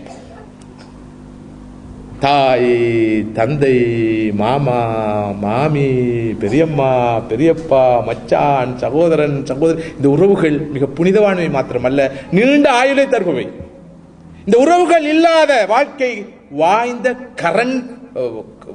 காய்ந்த வறண்ட வாழ்க்கையாக இருக்கும். ரொம்ப ட்ரையான வாழ்க்கையாக தான் இருக்கும். அந்த வாழ்க்கையை நோக்கித்தான் உலகம் போய்கொண்டிருக்கு. இந்த உறவு மிக முக்கியமானவை மனித இனம் நிலைப்பதற்கு. இது நிக்காஹுடைய இன்னொரு முக்கியமான நோக்கம். இவை அனைத்துக்கும் மேலாக இந்த குடும்ப வாழ்க்கை நுழைவாயிலாக இருக்கிற நிக்காஹுடைய மிக முக்கியமான நோக்கம்தான் வாழ்க்கையில் நிம்மதியை பெறுவது, சந்தோஷம். தனி மனிதனாக பிரம்மச்சாரியாக வாழ்றவன் மனநிறைவோடு இருக்க மாட்டான், பேலன்ஸாக இருக்க மாட்டான். ரசூலுல்லாஹி ஸல்லல்லாஹு அலைஹி வஸல்லம் வாழ்க்கை எல்லா வகையிலும் பேலன்ஸாக இருந்தது. அல்லாஹ்வுடைய அருள் 1வது, 2வது, 3வது. அவர்கள் ஒரு குடும்பஸ்தனாக இருந்தார்கள். எனவே மனித சமுதாயத்துக்கு வழிகாட்டக்கூடிய முழுமையான தகுதியை நிறைவாக பெற்றிருந்தார்கள் கண்மணியான ரசூலுல்லாஹி ஸல்லல்லாஹு அலைஹி வஸல்லம். உலகத்தில் இந்த திருமணம் முடிக்காம வாழ்றாக்களால் நிறைய பிரச்சனை என்று அவர்களிடம் இந்த பேலன்ஸ் திங்கிங் இல்லாதால தானும் குழம்பி அடுத்தவர்களையும் குழப்புவார்கள். அவரிடம் ஒரு வகையான தீவிரவாத போக்கு இருக்கும். கொஞ்சம் ஆழமா சிந்திச்சு பார்த்தா வழங்கும். எனவே அந்த வகையில் நிக்காஹுடைய இன்னொரு நோக்கம் மன அமைதி, பேலன்ஸான வாழ்க்கை. ومن آياته أن خلق لكم من أنفسكم أزواجا لتسكنوا إليها وجعل بينكم مودة ورحمة. அல்லாஹ் சொல்கிறான், அல்லாஹ்வுடைய ஒரு முக்கியமான அத்தாட்சிகள் ஒன்று என்ன தெரியுமா? அல்லாஹ் உங்களுக்கு மத்தியிலிருந்தே உங்களது துணைகளை ஏற்படுத்தி இருக்கிறான். உங்களுக்கு மத்தியிலிருந்தே உங்களது துணைகளை ஏற்படுத்தி இருக்கிறான். உங்களுக்கு மத்தியில் அன்பை ஏற்படுத்தி இருக்கிறான், அருளை ஏற்படுத்தி இருக்கிறான். உங்களுக்கு மத்தியில் நெருக்கத்தை ஏற்படுத்தி இருக்கிறான். இது அல்லாஹ்வுடைய ஒரு அத்தாட்சி என்று அல்லாஹ் சொல்கிறான். நேற்று வரை அறிமுகம் இல்லாத ஒரு பெண், நேற்று வரை அறிமுகம் இல்லாத ஒரு ஆண் நிக்காஹ் என்ற பெயரிலே இன்று இணைகிறார்கள். 5 நாட்கள் செல்லவில்லை. கணவன் சொல்கிறார், நான் துபாயில தானே வேலை பார்க்கிறேன், போறேன்னு சொல்லி.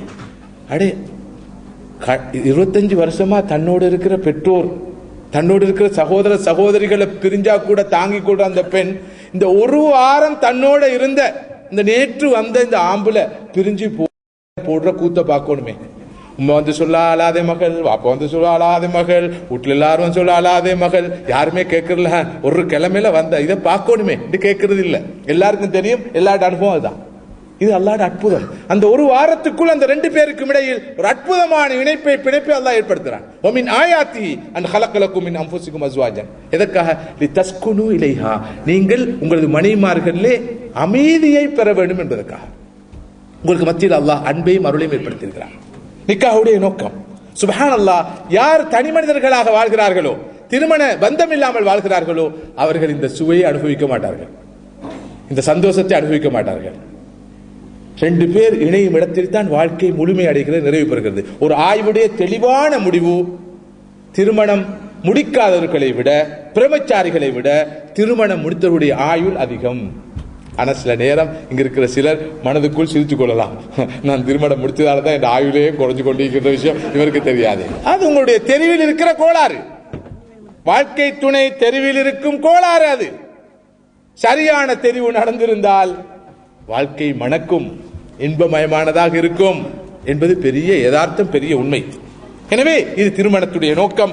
இத்தகைய ஒரு நிக்காஹுடைய குடும்ப வாழ்க்கையுடைய நுழைவாயிலாக இருக்கிற நிக்காஹ் அழகாக ஒழுங்காக அமைகிற இடத்தில் தான் வாழ்க்கையிலே நிறைவிருக்கும், சந்தோஷம் இருக்கும், குடும்ப வாழ்க்கை சீராக சிறப்பாக இருக்கும். ஆனால் நான் சொன்ன இந்த நோக்கங்கள்லாம் நிறைவேற வேண்டும் என்றால் வாழ்க்கை துணை தெரிவில் மிக கவனமாக இருக்க வேண்டும். நபி ஸல்லல்லாஹு அலைஹி வஸல்லம் காட்டிய அந்த வழிகாட்டின் அடிப்படையில் வாழ்க்கை துணையை தெரிவு செய்ய வேண்டும். பலர் மனைவி அல்ல தெரிவு செய்கிறது. என்னிடம் பலர் சொல்லியிருக்கிறார்கள், இப்ப யாரும் சொல்ல வாரதில்லை, முன்பு ஷேக் ஒரு பொண்ணை பாருங்களேன், பாப்போமே என்னவா குவாலிஃபிகேஷன், இங்கிலீஷ் பேசணும். இங்கிலீஷ் பேசுறதுக்கா கல்யாணம் முடிக்கிறது?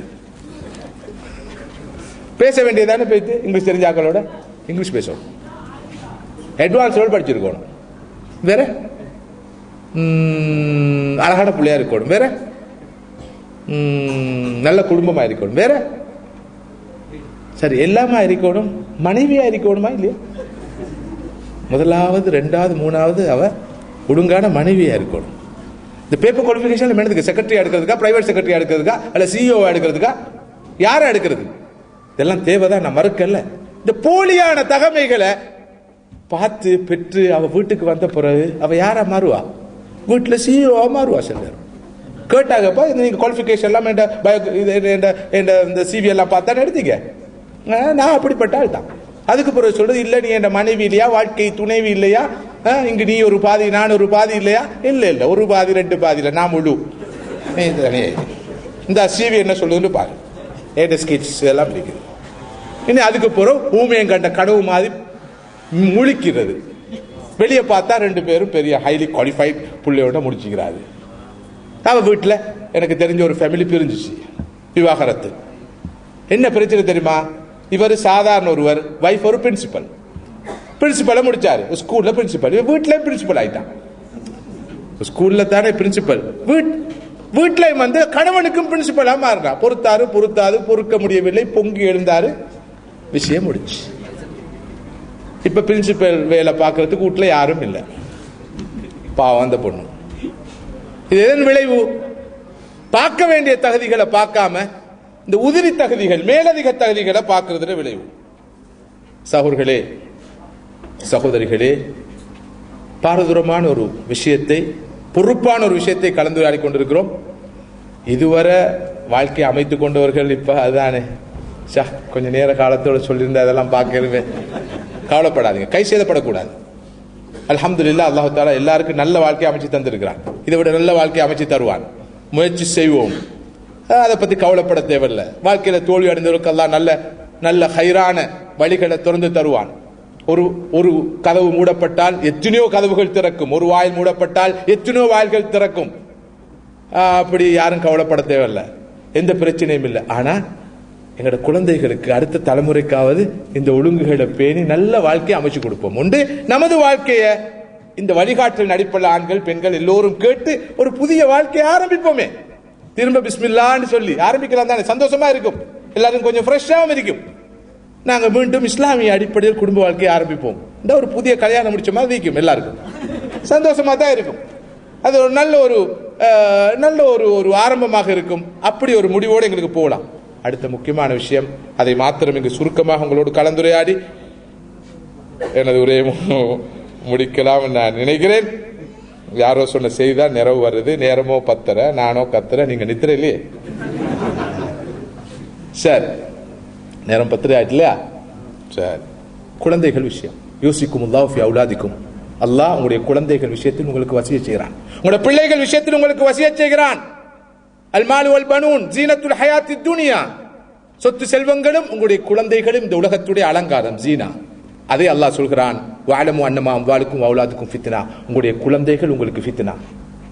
குறிப்பாக இப்படியா நாடுகளில் வாழ்கிற குழந்தைகள், உங்களுடைய குழந்தைகள் தற்போதைக்கு ஜீனா, சரியாக வழிநடத்த தவறினால் ஃபித்னாவாக மாறிவிடுவார்கள். இந்த உலகத்தில் உங்களுக்கு பெரிய சோதனையாக மாறுவார்கள். மறுமையில் எங்களை கொண்டு போய் நரகில் தள்ளுவோர்களாக மாறுவார்கள். நஸ்அலுல்லாஹல் ஆஃபியா. அந்த நேரத்தில் அல்லாஹ் நம் அனைவரையும் காப்பாற்ற வேண்டும். நமது குழந்தைகள் நமக்கு அருள், அதே நேரத்தில் அமானிதம் என்பதை மறந்து விடாதீர்கள். அவர்களுக்கு சரியான வழிகாட்டலை கொடுங்கள்.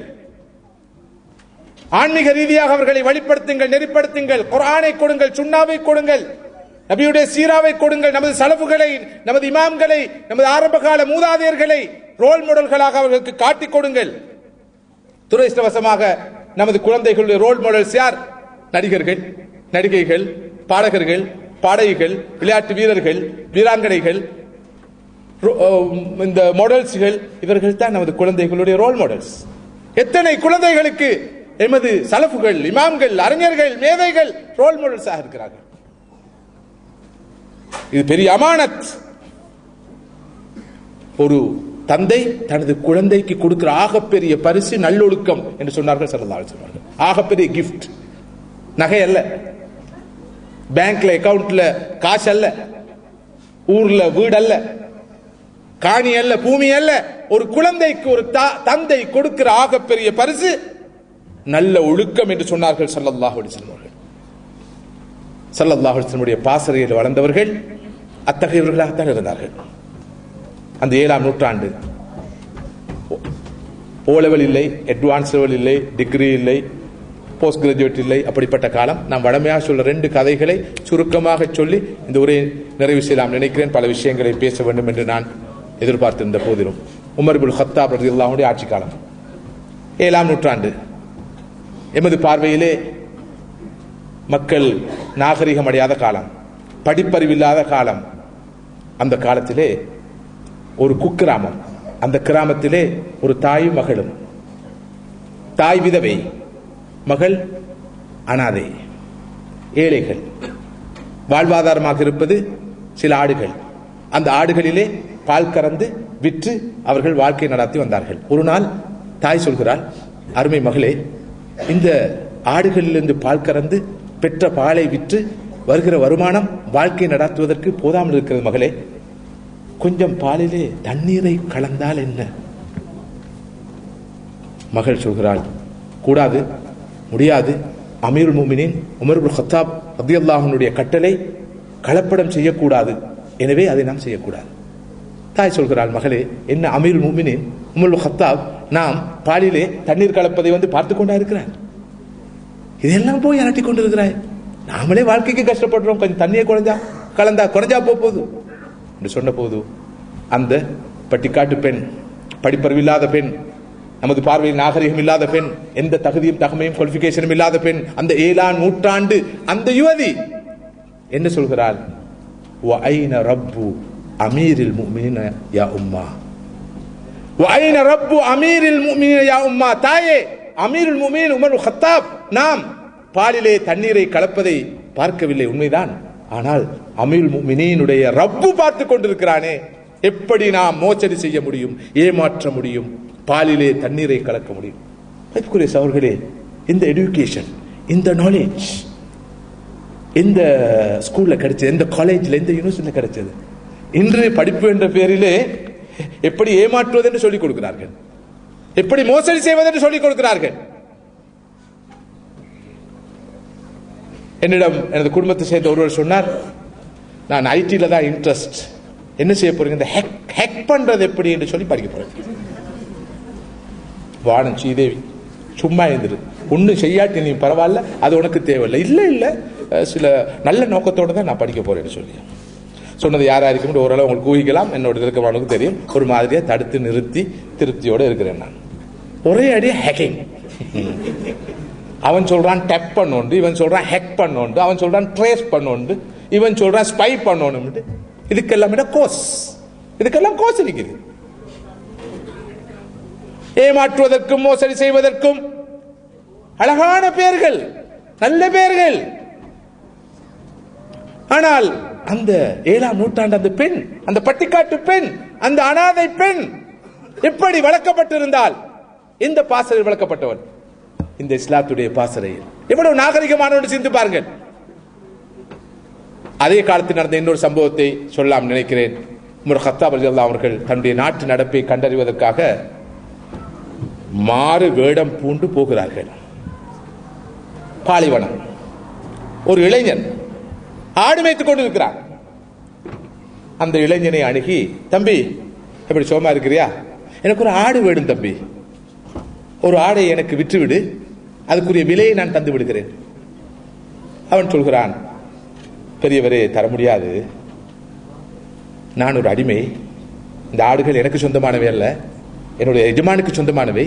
அப்படி இருக்க நான் எப்படி உங்களுக்கு ஒரு ஆட்டை விற்க முடியும்? தம்பி, எனக்கு ஆடு வேண்டும், உனக்கு பணம் வேண்டும், ஒரு ஆட்டை எனக்கு தந்துவிடு, அதுக்குரிய விலையை தந்து விடுகிறேன். மாலையில் ஒரு ஆட்டை காணவில்லை என்று எஜமானர் சொல்லுவார். ஒரு ஓனாய் பிடித்து சாப்பிட்டு விட்டது என்று சொல்லு என்று சொன்ன போது, அந்த 7ஆம் நூற்றாண்டு பட்டிக்காட்டு இளைஞன், ஓ லெவல் அட்வான்ஸ் டிகிரி, அது அந்த பிளஸ் இந்த பிளஸ் ஒரு பிளஸும் கிடையாது. அவன் என்ன சொன்னான்? ஓ பெரியவரே, எனது எஜமானர் இங்கு இல்லை, ஆனால் அல்லாஹ் இங்கு இருக்கிறான், அவன் பார்த்துக் கொண்டிருக்கிறானே, எப்படி நான் துரோகம் செய்ய முடியும், ஏமாற்ற முடியும், பொய் சொல்ல முடியும்? முடியாது. நான் கேட்கிறேன்,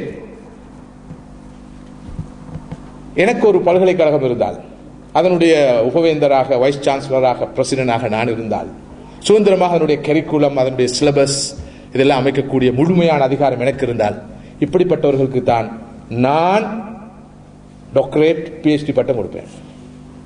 நடத்தைக்கு, ஸ்கில்லுக்கு, காம்பிடன்சிக்கு, வெறும் தகவல்களை சுமந்திருக்கிற இந்த டேப் ரெக்கார்டர்ஸுக்கு அல்ல. அப்படிப்பட்ட ஒரு காலம் வரும், ஆனா கொஞ்சம் டூ லேட்டா இருக்கும். இப்ப கொஞ்சம் உலகம் அப்படி சிந்திக்குது. இந்த புத்தகத்தில் இருக்கிற கோப்பியில் இருக்கிற அந்த நோட் புக்கில் இருக்கிற குறிப்பு எல்லாத்தையும் அப்படியே விழுங்கி பிறகு 3 மணி நேரத்தில் வாந்தி எடுக்கிறது வைத்து, அவ்வளவு நோட்ஸையும் அப்படியே உள்வாங்கி 3 hours எக்ஸாம் என்ற பேர்ல போய் அப்படியே கக்குறது, வாந்தி எடுக்கிறது, அவருக்கு கொடுக்கிறது. ஆக சிறந்த மதிப்பெண்.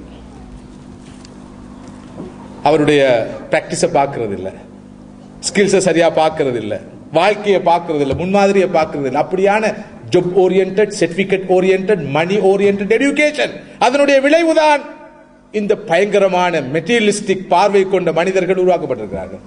இந்த பயான் எல்லாம் காத்துல பறந்துடும். நாளை காலையில கார்ல ஏறினா விளங்கும், ரோட்ல இறங்கினா விளங்கும். சும்மா அப்படி வந்துட்டு வந்துட்டு போகும்.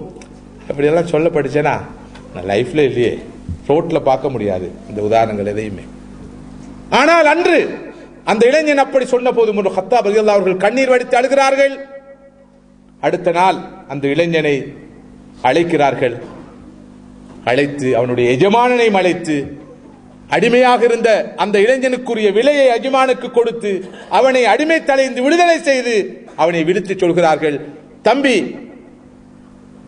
எந்த ஒரு வார்த்தை இந்த உலகத்திலே உன்னை அடிமை தலையிலிருந்து விடுதலை செய்ய காரணமாக அமைந்ததோ அல்லாஹ் என்று சொன்னாயே, அவன் பார்த்துக் கொண்டிருக்கிறான் என்று சொன்னாயே, அதன் காரணத்தினால் உள்ளத்திலே அச்சமும் பயமும் தக்குவாவும் இருக்கிறதே, அதனால் நீ மோசடி செய்யவில்லையே, ஏமாற்றவில்லையே, பொய் சொல்லவில்லையே. இதே வார்த்தை இந்த உலகத்திலிருந்து உன்னை அடிமை தலையிலிருந்து விடுதலை செய்தது போல மறுமையில் உன்னை இந்த வார்த்தை உன்னை நரகத்திலிருந்து விடுதலை செய்யும் என்று நம்புகிறேன் தம்பி, போய் வா என்று அனுப்பி வைக்கிறார்கள். எப்படிப்பட்ட யூத், எப்படிப்பட்ட யுவதி, எப்படிப்பட்ட இளைஞர். முடியும் என்றால் இந்த சவாலை ஏற்றுக்கொள்வோம். எனது பிள்ளைகளை, உங்களது பிள்ளைகளை, எமது இளைஞர்களை, உங்களது இளைஞர்களை எமது தனிப்பட்ட முயற்சிகளால், எமது அமைப்புகள், ஜமாத்துகள், தரீகாக்கள், நிறுவனங்கள், ஸ்தாபனங்கள் இவற்றுடைய முயற்சியினால் இப்படிப்பட்டவர்களை உருவாக்குவோம். இந்த சேலஞ்சை ஏற்றுக்கொள்ள முடியும் என்றிருந்தால், இந்த சவாலை ஏற்றுக்கொள்ள முடியும் என்றிருந்தால், மாஷா அல்லாஹ், நாளை ஒரு நல்ல சமூகம் உருவாக்கும் என்பது மாத்திரமல்ல, முழு உலகத்துக்கே வழிகாட்டக்கூடிய ஒரு நல்ல தலைமுறை உருவாகும். இதுதான் நம் முன்னால் இருக்கிற டாப் பிரியாரிட்டி, முதல் தர முன்னுரிமை, ஃபர்ஸ்ட் பிரியாரிட்டி, நம்பர் 1 பிரியாரிட்டி என்பதை மனதில் கொள்வோம். இதை மனதில் கொள்ள தவறினால் அழிவு, இழப்பு, நஷ்டம் இந்த உலகிலே, நாளை மறுமையிலே அடுத்த தலைமுறை எம்மை சபிக்கிற தலைமுறையாக இருக்கும். அல்லாஹ் சுப்ஹானஹு வ தஆலா அந்த நிலையிலிருந்து நம் அனைவரையும் காப்பாற்றுவானாக. நமது இளைஞர்கள், யுவதிகளை காப்பாற்றுவானாக. நம்ம சிறார்களை, சிறுமிகளை காப்பாற்றுவானாக. முதியவர்களை, வயோதிபர்கள் அனைவரையும் காப்பாற்றுவானாக. இந்த உலகத்திலும் ஒழுக்கத்தோடு பண்பாடாக இந்த தீனுக்கு சரியான சாட்சி பகரக்கூடியவர்களாக வாழுகின்ற பாக்கியத்தை தருவது போலவே நிலையான நிரந்தரமான இந்த வறுமையிலே அல்லாஹ் சுப்ஹானஹு வ தஆலா நம் அனைவருக்கும் ஜன்னத்துல் ஃபிர்தௌஸ் என்ற அந்த மேலான சுவன வாழ்க்கையை தந்து அருள் புரிவானாக. வ ஆகிரு தஅவானா அல்ஹம்துலில்லாஹி ரப்பில் ஆலமீன். அஸ்ஸலாமு அலைக்கும் வ ரஹ்மத்துல்லாஹி வ பரகாத்துஹு. ஜஸாக்குமுல்லாஹு கைரன்.